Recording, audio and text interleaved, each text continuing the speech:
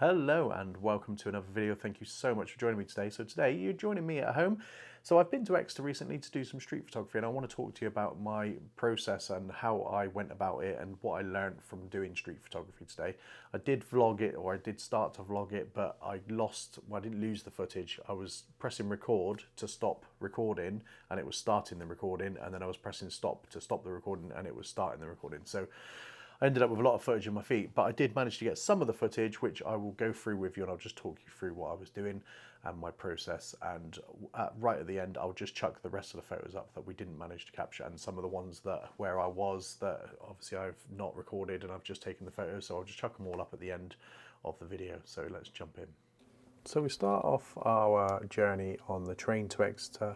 The reason I chose the train was because parking is so expensive in Exeter. So I thought, take a nice relaxing train journey up and enjoy the views. And I'm actually glad I did, because we actually saw some interesting sights. I didn't record them because I was on the wrong side of the train, but there's an old shipwreck there and I got a vlog coming up on that. And I wouldn't have seen that if I'd have drove up there.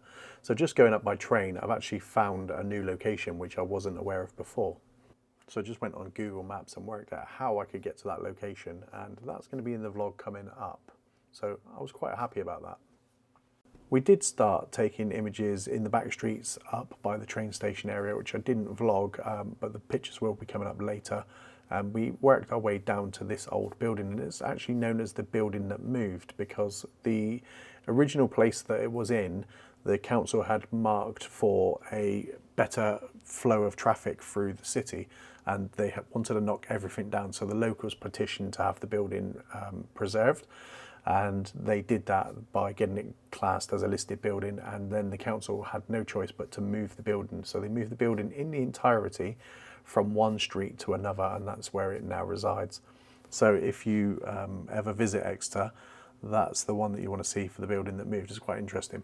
And then we moved on to Stepcote Hill, which is one of the oldest streets in Exeter. The historic hills have been used as a main route into the city since the Roman times, and it was used by pack horses and weary travellers. It reminds me a little bit of Sherlock Holmes with the cobbled footsteps. I just imagine the history and the people that have walked through this street. I think it's a really interesting street. I tried to eliminate the left-hand side of the buildings because I wanted more of the right in there. Those buildings look a little bit more contrasty, a little bit more interesting visually as well.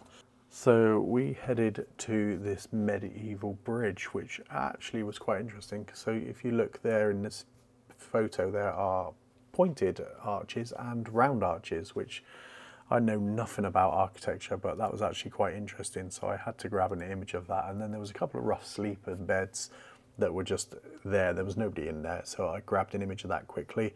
While I could, I really wasn't, I didn't have a specific style, street photography, documentary style, creative, whatever there was, whatever style there is, I wasn't really sure. I was just taking pictures because I saw things that interested me, and that's what I took pictures of. I went around the back of the arches just to see what I could see, and there's St Edmund's Tower there that you can see. I'll grab a photo of that in a second.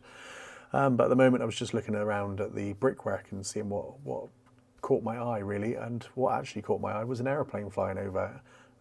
So yeah, that distracted me for a little bit, but I got a nice image of it, I think. Well, let me know in the comments what you think. So it was something with the overgrown bushes that I quite liked, so I grabbed that image. So street photography is something I really do enjoy, although I've been a little bit shy and hesitant to approach it in the past. And I think after doing this little trip around Exeter, I think it actually has made me a little bit more confident with street photography. And then on to St Edmund's Tower, and I had to kind of make this image a little bit different from what you'd normally see. So this is why I went around the back to take this image of this tower.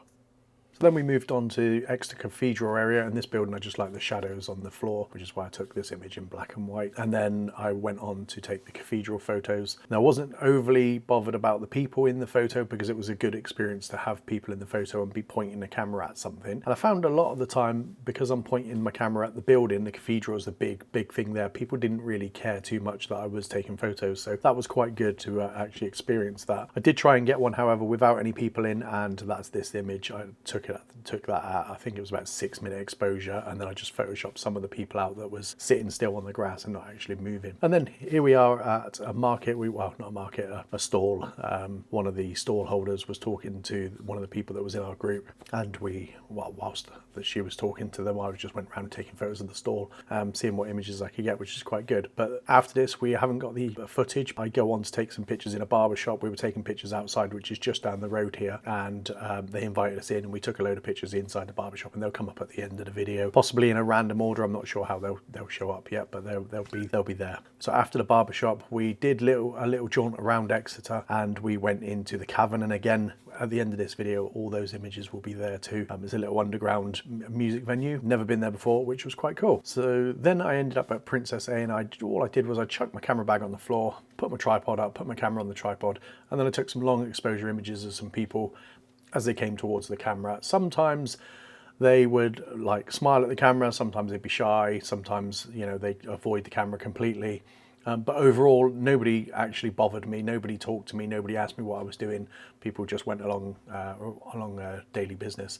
Some will pose for the camera, and there's one of those that you'll see later on in this, after this segment, with the photos that come up. But yeah, so overall, people were just quite happy to get on with their day. But if you're just starting out with street photography, even though I've only done it one day, what I learned from just going out on that one day, so you don't have to make the same mistakes. So the first thing is definitely go out with a group of people. It's a lot easier to take photos of random strangers if there's a group of you, not because there's strength in numbers, but because there is strength in numbers, but because people will see a group of photographers differently to what they'll see just one person taking a photo. So that's always a good thing to do. The other thing I would say is, if you could, I took a 17 to 40mm lens with me. So I took a wide angle lens with me. Ideally, you want a 50mm lens and above, because you want that eye perspective. It gives you a different look. It gives you the look of what you see with your own eye on a 50mm lens. But having taken photos, I wish I'd have taken more of a telephoto. So I probably would have took my 24 to 105 if I go out again. Just because sometimes there's those odd occasions where something's happened that's just a little too far away, and you want to get that little bit closer to them without actually encroaching onto into their territory, sort of thing. You don't want to be up close to them taking photos. So definitely having a wide angle lens is good, but a telephoto lens would have been good too. So having something that's a little bit versatile will be useful. As for taking pictures of people, it's a bit daunting at first, and I wasn't too comfortable with it because it's just strange taking photos of strange people.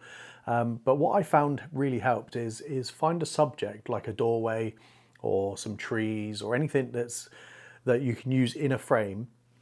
If you see an interesting subject that's walking down the street, for example, obviously this doesn't work for every situation, but if you see an interesting subject that's walking down the street, maybe you like something about the hair or something, the way they're walking, and you want to take a picture of them, frame up a shot first, aim at that shot where they're going to walk through, and let them walk through and take pictures as they walk through.